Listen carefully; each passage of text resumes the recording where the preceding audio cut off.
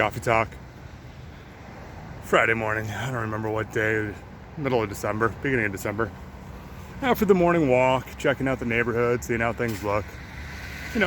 Thinking about future plans, thinking about perhaps emergencies, thinking about what do people think would happen? Let's contemplate that. What would really happen when economies crumble, when dollars collapse, when oil prices spike through the roof, when theoretical or some situation and food shortages are happening, when these things are really going on and nobody's living in their apartments anymore, when that's not going to be an option, then where are people moving? Where are they living? What are they doing? How are they feeding themselves? How are they really getting by? What is society looking like at that point? How frail is this real thin veneer of what we're working with in life? Because I know it's frail. I know that this is not a far stretch. This is a reality.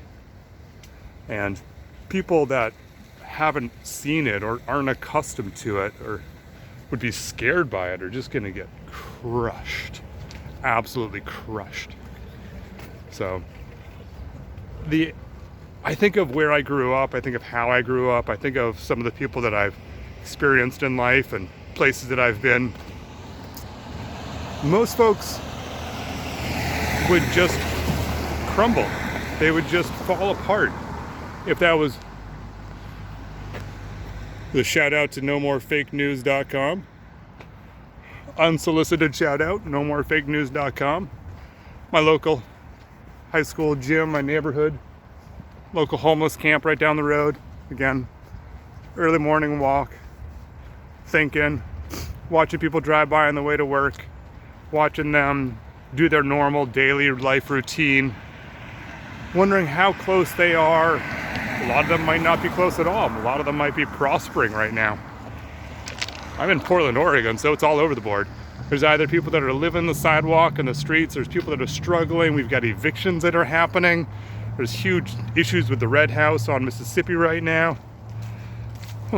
Black indigenous family that's being evicted forcefully. They've barricaded the road around them, full-fledged barricade. And that's not Antifa, that's not BLM, that's just people supporting. Food drops, helicopters flying overhead. And people living in that neighborhood that just didn't know what to do on their COVID lockdown. So they bought $90,000 four-wheel drive jacked up Sprinters, waited in line for places to be able to do conversions on them. Oh man, the disconnect, the in-reality. Watching the stocks bubble up and down, very emotional upheavals, total disconnect. Watching ammo prices fly through the roof, unavailability, startling. My grocery store is still doing fine. They seem to have lots of food, no issues there. The weird things.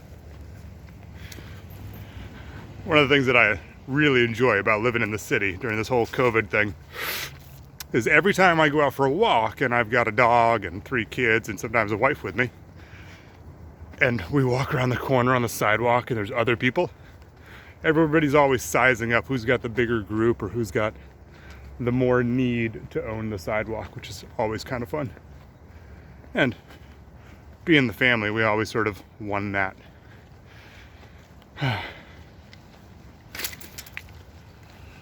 Good luck.